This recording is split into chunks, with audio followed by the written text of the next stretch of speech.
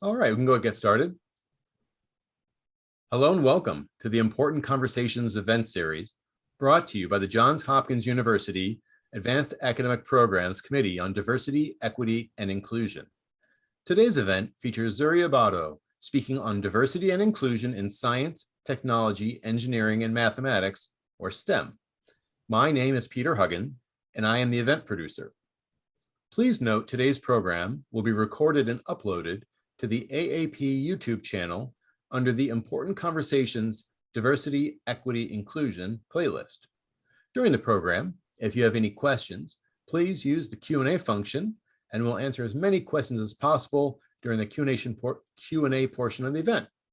With that, I will turn over the event to the host of our program, Dr. Tristan Cabello. Welcome, everybody, and thank you so much for joining us today. My name is Tristan Cabello. I'm the Associate Director for the Master of Liberal Arts at Johns Hopkins University, but I'm also the co-chair of our Diversity, Equity, and Inclusion Committee at Advanced Academic Programs.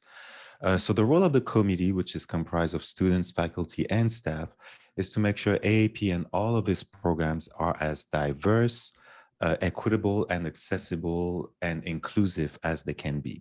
And so this year, the committee has decided to launch a series, a speaker series that we have entitled Important Conversations.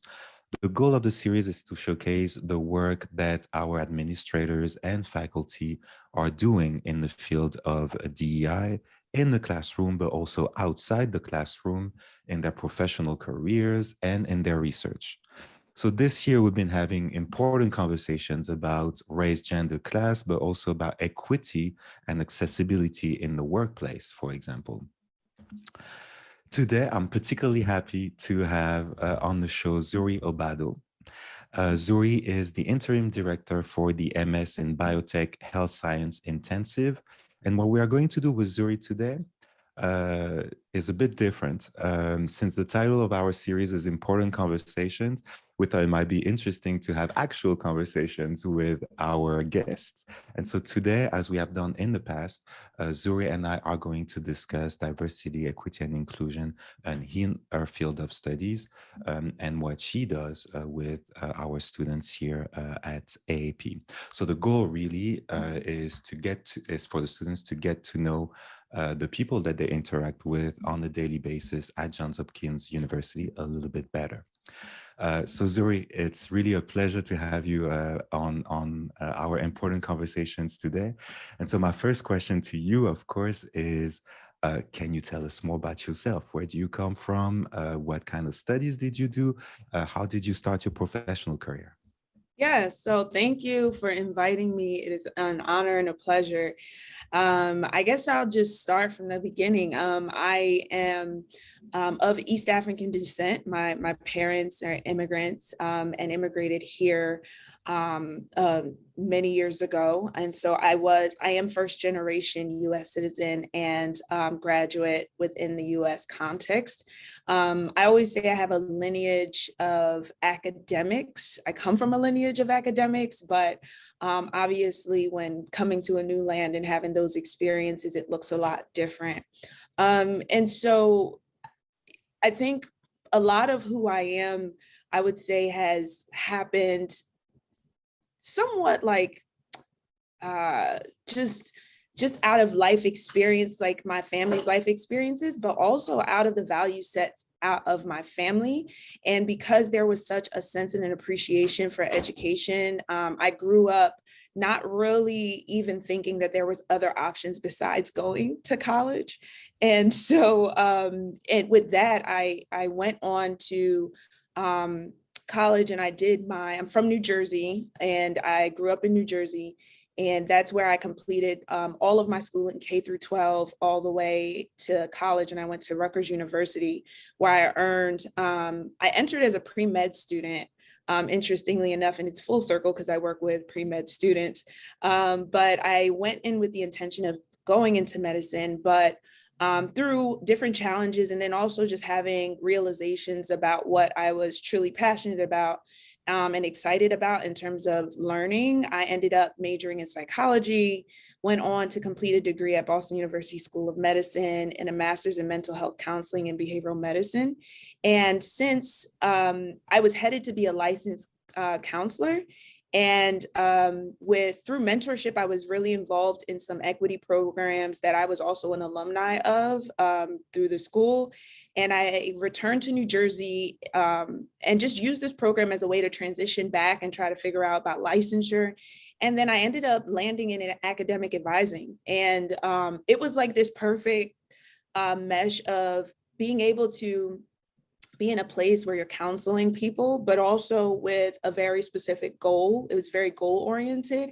And I really liked that career advising mesh. And so I actually decided not to be a licensed clinician and decided to pursue academic advising and higher education administration much more solidly. And that's what's led me to where I am today. So I worked for Rutgers for about 5 years as a educational opportunity fund, which is an access and equity program for underserved and low income students within New Jersey. And I worked for that program for about 5 years. And then I transitioned to Hopkins, where I focused not just on STEM, so science, technology, engineering, and mathematics, but then more focused on pre-health students. And so the work has continued within career and professional development, but it's definitely specified within the pre-health community. So there's that specificity that I do, particularly in my role at Hopkins. That's one thing that we talked a little bit during the pre-interview here, and it's this identity of being first gen that sometimes, we don't really talk about. So I'm first gen, you're first gen, and so there's a lot of things that I guess we understand, about each other, even though each experience is very different. And so one thing that you mentioned, in your profile, on the Johns Hopkins website, and I think also on LinkedIn, is that you are first gen. And so can you tell us, why this is important, to put this identity forward? And also if you have like an example of things that you had to, I guess, overcome, obstacles that came your way, and how did you overcome them? And that may be helpful for our students too. Yeah, so being first gen is so multifaceted in the sense that there is, for instance, I'll start with the example and then kind of go into the overarching. When I entered the Educational Opportunity Fund program as an incoming freshman, my whole cohort, we all identified as first gen. And what we learned about each other really quickly was it was a predominantly African-American Black identifying group with some Latinx groups. And then we had a few other, but it was predominantly Black students. And we realized how varied our first generational experiences were. Yeah. And one big thing was I had parents who had not lived in America for most of their even early adulthood, right? So youth to adulthood. And so there were a lot of social cultural dynamics of being African-American or Black within the context of higher ed, particularly, that I was not prepared for. I feel like I didn't have certain conversations with my parents to be able to, even in middle school, I didn't, when a teacher told me that I was smart for a Black girl, I remember having a confusion, should I be offended or was that a compliment? And when I told my parents, they were confused too. So a lot of their experiences with discrimination and things came through my lived experience through the educational system. So we were all learning together, unlike some of my counterparts whose parents had these conversations because there was more historical context about the US context of being Black in America. that I didn't have. And so I would say in one way, I think that there were things I was able to combat, like for instance, imposter syndrome is huge. And I think because I had my parents' vantage point in terms of what education could provide me in the US, I think they equipped me to think about the challenges as opportunities for growth. And I feel like even though sometimes things were difficult, I don't remember having as much feeling that I wasn't supposed to be in the room. Whereas I think there were, especially when I work with my students, there was a lot more grappling about whether or not they can occupy space where they don't see a lot of representation. And then after a while, after you keep experiencing it, now you become very sensitive to it. So I would definitely say being first gen and being able to juggle, like growing up, it felt like when I went home, I went to Africa. And then when I left it, I was back in another space. So it was always hard just like juggling the cultural expectations with like the opportunities you had in your school and work environments. I would say it's both beautiful, but also complicated. And it's sometimes hard to. Yeah, and that's why it makes it's so important, to talk about intersectionality here, because of course your experience, as a first gen was probably very different from any of the other people's experiences here, probably very different from mine, but also one thing that I always tell the students, and I'm sure that you tell them, exactly the same thing, is that your story matters. Your story is different, and your voice, very much matter. And so telling your story is always helpful, to somebody else, in the end. And so thank you for sharing, because that I think is super helpful for the students. How did you become interested in, you mentioned that you talked about this earlier, but how did you become interested in what you do now? That is, helping students who are underrepresented in those fields. Yeah, I think I always had it in my mind that I wanted to give back to the program that assisted me. So when I went to college and you learn of this grant that is essentially geared towards not just empowering, but giving resources, scholarships, financial aid, they did summer programs where it would prepare you for math classes and things like that. And I participated as a student, and then I was an RA. So I always had I wanted to give back. I tried to do student peer tutoring and mentorship programs and things like that. And I think it just naturally flowed into what I was doing in my career. So when I had the mission of becoming a counselor, I actually wanted to work with children, and particularly those that had experienced traumatic events that impacted their neurological development and things. And when I had an internship where I worked closely with children and family, I realized that I needed to work with a population that had a little bit more autonomy, because I wanted to take all the babies home. And I was like, I'll just take them home. That's my solution. And so I realized I needed a balance where I could empower and support people, but then they were in a place in their life where they could hopefully feel like they can make their own decisions and make difference in their life. And when you work with children, you're really working with other adults, and it makes it really hard. So when I had the opportunity out of grad school to help a program, one of the Access programs at Rutgers, do some program development around mental health awareness and helping them build coping strategies, I realized this was really reinforcing for me. And I think a lot of times when people go to careers, sometimes it's okay, how much money am I going to make? What's the opportunity? But then you get this reciprocated validation about the difference you see that it's making for the people that you're serving.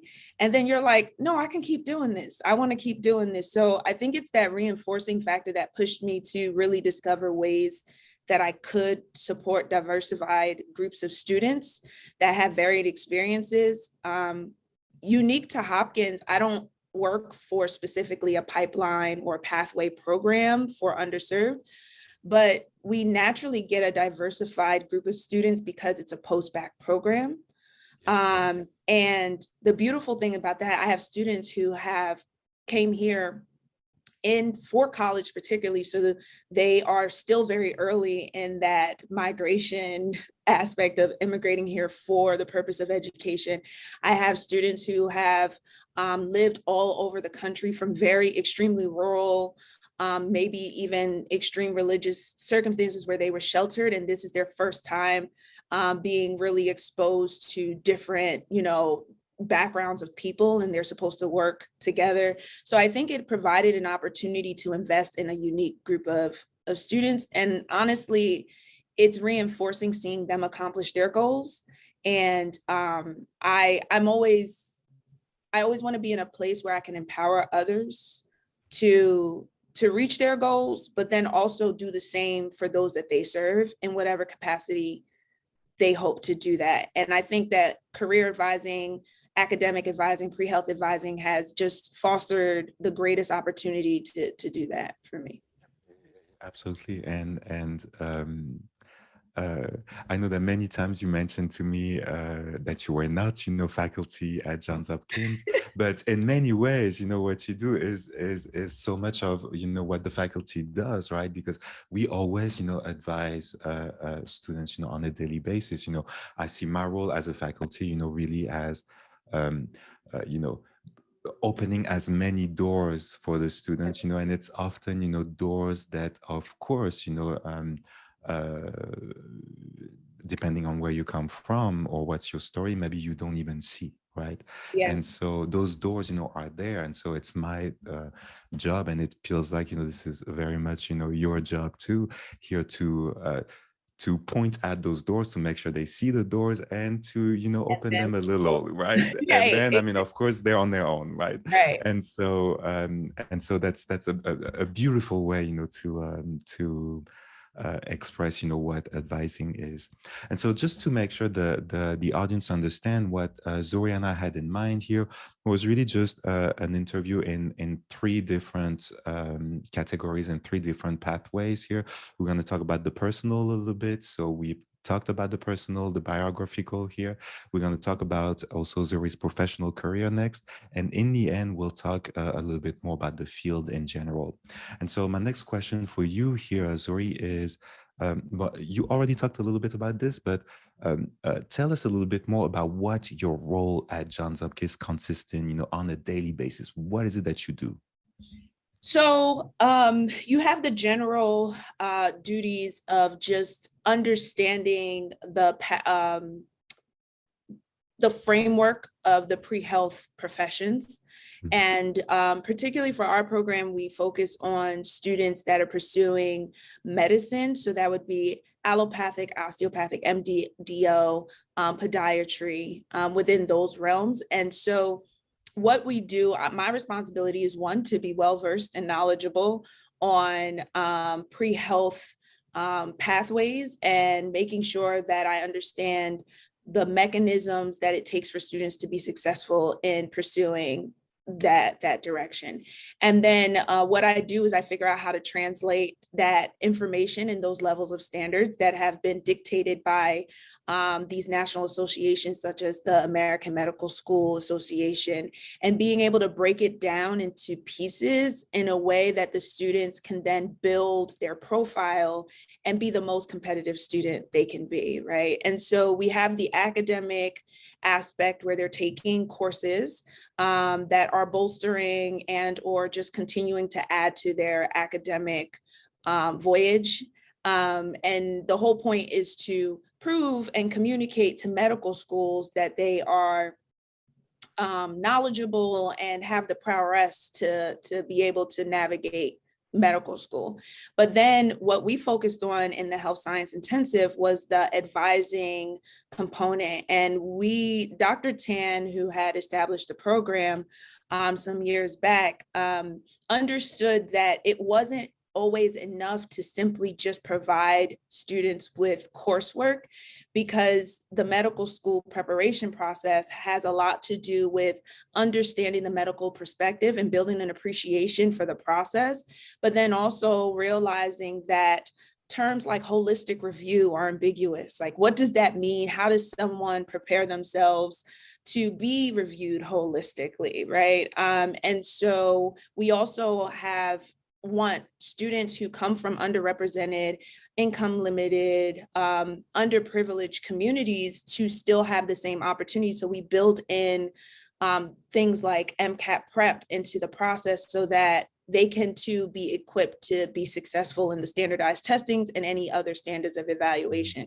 So as an advisor, every day throughout the year that they're with us, because it is a 1-year intensive program, we have these checkpoints where we're essentially navigating them to be prepared to apply within the year of graduation and or any future years they choose to apply.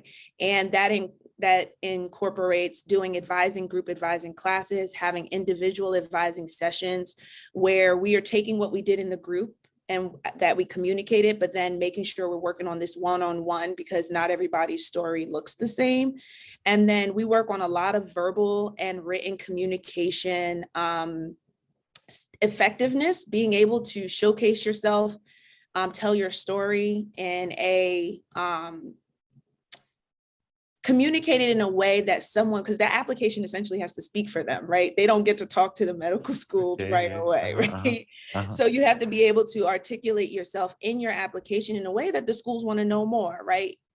And then also we try to demystify the process because there's a lot of bumps and humps that, especially for first gen, low income, underrepresented, there's no forewarning. And next thing you know, you're in this ditch and you're like, well, how do I get out of it? Right. And so we hope that through our advising, which I would say is not like an intrusive advising, but it's a close advising method. We keep tabs. We have checkpoints, like I said. We have certain perks. Of course, we give committee letters and things, but that comes with them also meeting certain expectations and things. So there's a lot of responsibility on the student's part, but it's reciprocated with more investment in being able to help them pursue medicine. Yeah, and here again, like really, this is how what you do here, is very much like what any other faculty is doing, because this is really also part of. I mean, it's of course, it's very specific for pre-health, but encouraging students to apply to conferences, to a PhD program. When sometimes some students might set limitations for themselves, or might not be aware that they are actually very much capable of doing it. Right. And it's just tailoring, or helping people writing a good letter, or how do you write a good letter? How do you write a good CV? How do you write a good abstract? And those things are very formulaic, like just like you said, for pre-health. And it's a lot of people come equipped, with that to graduate school. Others don't, and so it's our work, of course, it's our job to make sure that we, again, open those doors here. And it seems also, Zuri, that you are doing a lot of work in the profession. And for example, I know that you are the co-chair for the National Association of Advisors for Health Profession, for their Committee on Diversity, Equity, and Inclusion. Can you talk a little bit about but two things, the kind of work that you do, and also why is it important to be involved in those organizations? Yeah, so the National Association for Advisors of the Health Professions is really geared towards providing resources to those serving pre-health students in many capacities. And so it's both it's both the side of pre-health particularly, but then we also communicate with the professional schools themselves. So as an association, we provide resources. We hold, obviously, conferences that help exchange best practices within advising in general, but also within the pre-health area. We try to discuss issues that we see systemically within encouraging certain populations to pursue medicine, and how we at our local institutions could better implement programs that can lead to better pathways and more secure pathways for students to be able to secure these kinds of opportunities. And our Committee of Diversity, Equity, Inclusion is particularly focused on highlighting the conversations in all aspects of the association of justice, of increasing diversity, not just in race and ethnicity, but in skill set and thought and background, and amongst significant communities like LGBTQ+ and things like that. And we want to make sure that each region is supported in being able to provide that both at the professional level and then at the student level. And I would say one of the greatest accomplishments we've had that actually took place during COVID. I mean, COVID somewhat challenged us to think about how to do things interestingly and collectively, virtually, since we couldn't gather together. And one of the big things that we accomplished was gauging a temperature around the thoughts and feelings of cultural competence and awareness. So we started that conversation about what kind of trainings people want to see. And so our committee really gears in starting the conversations and then providing resources so that institutions can, the advisors at institutions can feel well supported in doing that work at their respective institutions. So that's like the main goal. So we can close, this chapter on your professional path. Can you summarize, synthesize, you already talked a little bit about this, but what's your philosophy, as an advisor? What are your goals? When you have a student that shows up in your office, do you have something in mind? Like what kind of impact, do you want to have on the students, or does it differ, every situation is different? No, so I would say, I work from two large frameworks, and they can be broken down. So as a counselor, I was drawn to solution-focused counseling. Mm-hmm. And I am definitely someone who likes to build quick rapport and see what people's goals are and develop a plan and work towards them. So there's that definitely coach side of me. And then I would say that the other side is about transformational leadership. So I value the opportunity to use what I've learned in a way to empower others to make autonomous decisions for their lives, but then move forward to do that, because I can't touch everyone, right? And so the idea is, if I can make an impact and bring clarity to the goals that people have for themselves, they can better serve the people that they feel called to serve. And so it's really more about making sure that it's like the domino effect kind of thing. And so using both of those, having that coach side of me, but also that transformation leadership, I would say I approach my advising with very focused, goal-oriented strategies to push people towards goals that are self-affirming, like in the sense that they're connected to value sets and also personal convictions and passions in a way that allows them to bring impact to the communities that they hope to impact in various ways. Yeah, thank you for that. I mean, that's a very good, teaching, advising philosophy here.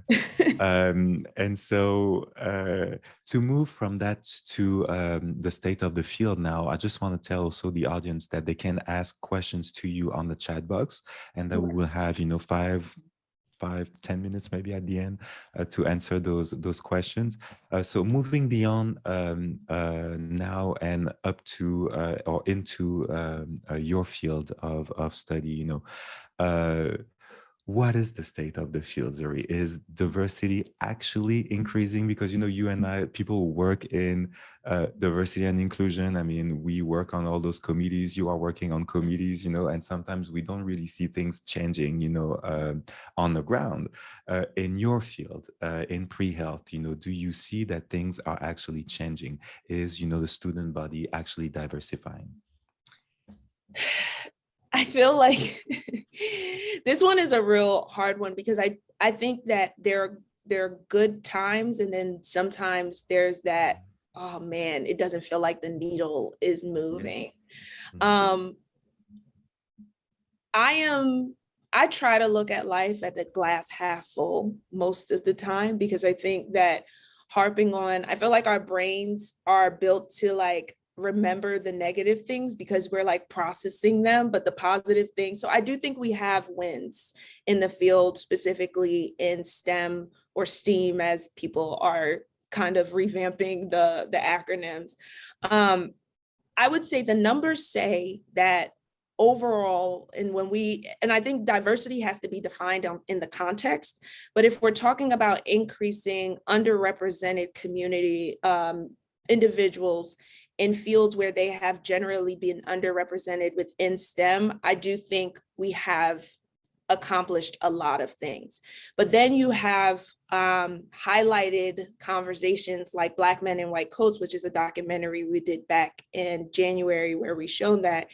And you realize that in a way we've moved backwards, because the fact that, and I don't have these stats like on the top of my head, right, at pure accuracy, but in 2000, I believe, 17, there were less, like somewhere around 17, there were less Black men being accepted to medical school than back in the 1960s.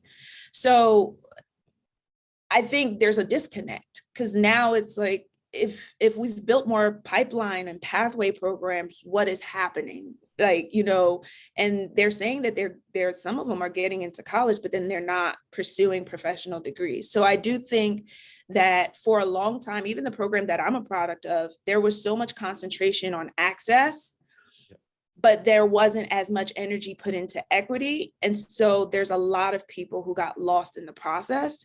And so I do think that as conversations start to say what happened, we need to talk about equitable practices that allow the populations who have the most against them the same opportunity to accomplish. And that's top down. I think if we have to work top down and from the bottom up to finally like meet in the middle, because it can't be just from one end.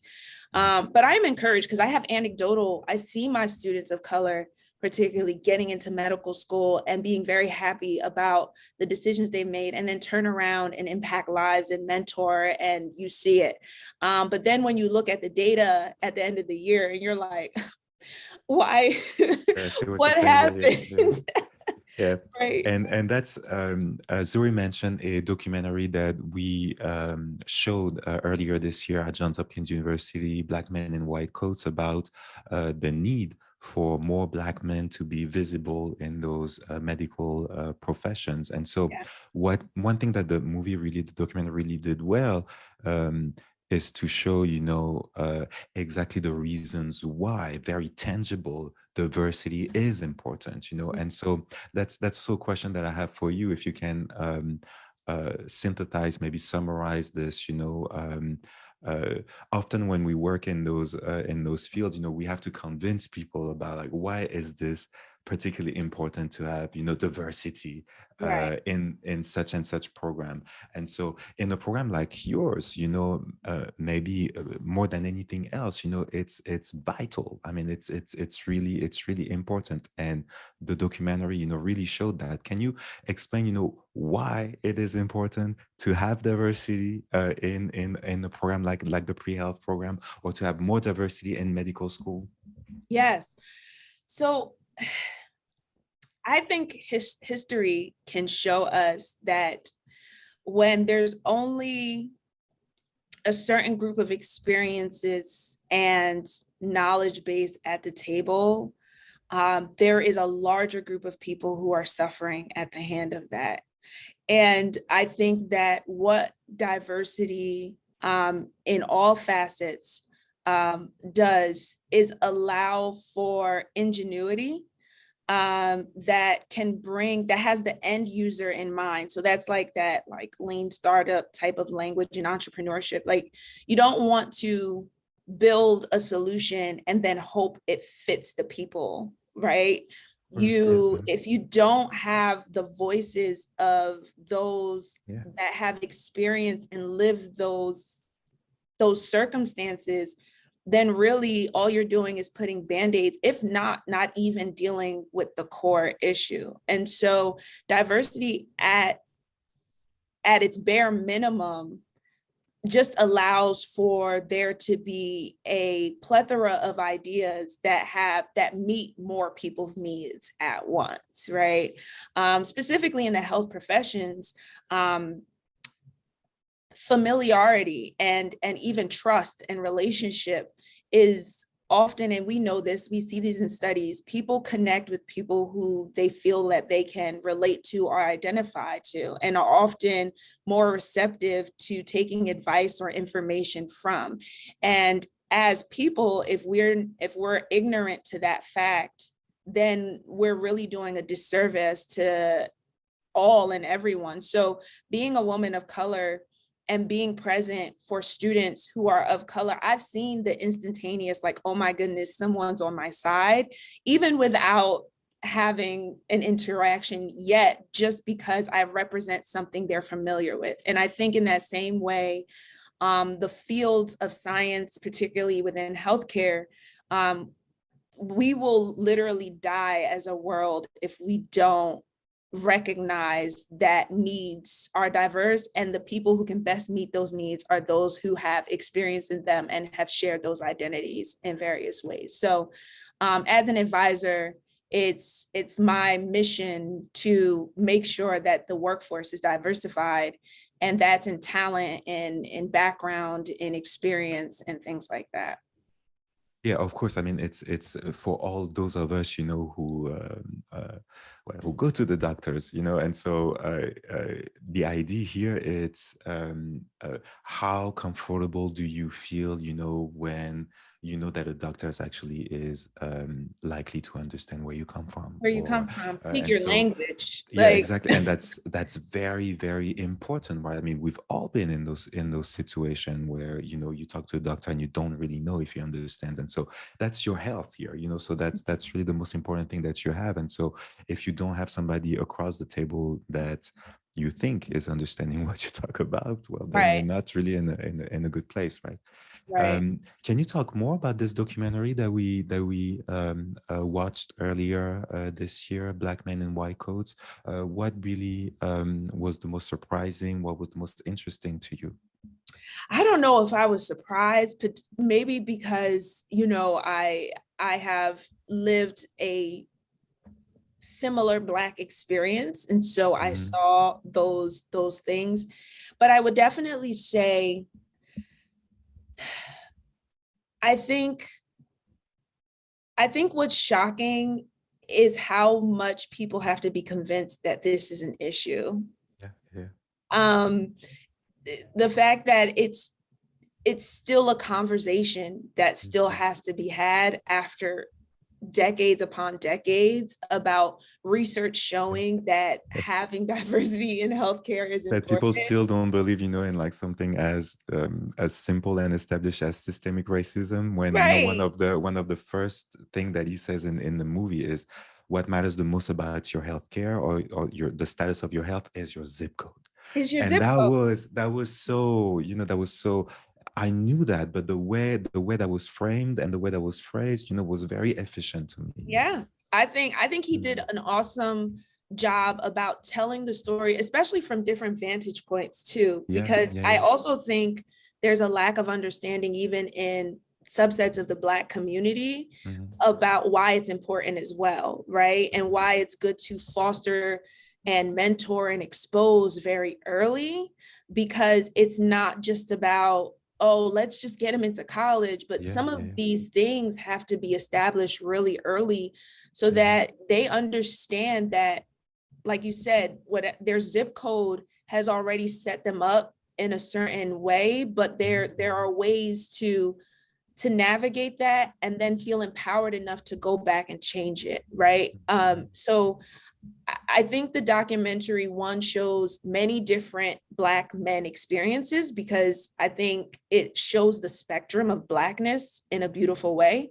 and people being first-gen US citizens, some having historical lineages in the United States, and things like that, but all of it being a unified effort to make sure it meets the needs of people who have dedicated their lives, blood, sweat, and tears into the building of this country and yet have not received the same attention. So one final question to you, Zuri, is this, are those conversations really happening in your field? Are they still very much on the margins? Because it seems that even for an issue like this one, you know, the underrepresentation of Black men in medical professions, it seems that from the research that I've done online, this documentary was very well welcomed. As if the conversation was not really happening, as if that was something, a discourse that was new to the table. Was I misled? Did I misunderstand, or is that your feeling too? I think the documentary has been well received. We've also done it with our association, and many found it both insightful and also I think it brought an understanding about the nuances leading up to the bigger issue that can be easily addressed through grassroots efforts and things like that. I don't know if the conversation is always happening in the places where the biggest decisions are being made. I feel like I almost have a bias because I would say I specifically choose to be in environments where these conversations are happening. So it feels like, so I have like this confirmation bias, like it's happening because I'm in environments where it's happening. And then you go to a conference in your field and you're like it has happened to me recently. And you realize, not everybody is having those conversations. No, not everybody's having those conversations. You're like, oh, this is not a thing, right? So I think that when I think about diversity of communication, right? That's why I love the film, because I think it's digestible. I don't think it's controversial because they're talking about their experiences. It's not accusatory. It's like, you can't disagree with my experience, right? I think that's what's powerful about the documentary. It's giving you insight into how Black men feel and how they're navigating these spaces. How could you say, well, that's not your experience? Like, that sounds crazy. So I think that's what's great about that. And then I do think that conversation has to translate into more actionable conversations and deliberate that are actually bringing about change. And that's legislative, that's institutionally, that's, in that. I mean, the movie was so powerful that I had wished, that all these people, all those students sometimes, or colleagues, when they're telling me, well, there's no such thing as a system of racism, in America, I'm like, that was just in front of your eyes. It was just absolutely beautifully done here and totally convincing, because like the numbers and just the facts, were there. How can you explain that really what regulates your health in America is your zip code, right? I mean, that's it shouldn't be, right? And so that's a shocking thing. The shocking thing when he talked about the historically Black colleges and universities that were designated to train medical, and then a few were shut down, like even that stat. So then you're like, wait a minute. So then the largest numbers of Black physicians are coming out of how many institutions, right? Exactly. And so of course, like you see, like and it was well done and very convincing. I mean, it's of course there's the power also of film, right? I mean, like when there are things unfolding like in front of your eyes like this. If you have any question, we have 1 more minute with Zuri here. Zuri and I, we talked about that maybe we would not be able to fill the whole 45 minutes with our conversations, but of course we could last until 7 here. There's one question that I think is like about the mechanics of the program that I think you will answer probably offline. And other than that, if there's no question, I just want to say thank you to Zuri for a wonderful conversation. Thank you so much. Thank you also for sharing, the documentary and broadcasting it at Johns Hopkins University. That was a wonderful experience. And Marcus Garvey is with us and says thank you. So thank you, everybody. Thank you for coming, and thank you so much, Zuri, for a beautiful conversation tonight. Thank you all, and we'll see you next month for more events. Bye.